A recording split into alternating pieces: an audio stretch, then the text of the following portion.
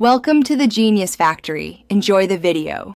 You begin by verifying you are legally allowed to duplicate or make a key. This protects you and others. Once confirmed, collect ID, proof of address, and the lock's model or key code. These details determine options and legality.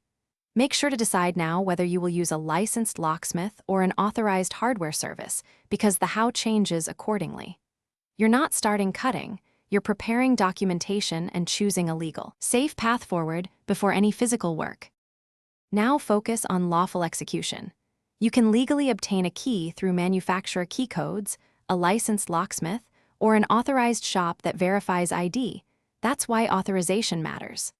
Licensed pros use certified machines and often record transactions for accountability, which is why they are preferred for complex locks. Once done, make sure you follow property or community rules to avoid disputes. Do not attempt methods that bypass verification or discuss ways to defeat locks. Those are illegal and unsafe. To finish, gently test the new key in the lock, feeling for smooth engagement. Forcing a key can damage the mechanism. If it binds or fails to operate, return to the locksmith or shop for adjustment or a recut rather than improvising fixes yourself. Keep copies of authorization and the service receipt. These documents solve legal or ownership questions later. Troubleshooting tip: if the key works intermittently, don't file or sand it.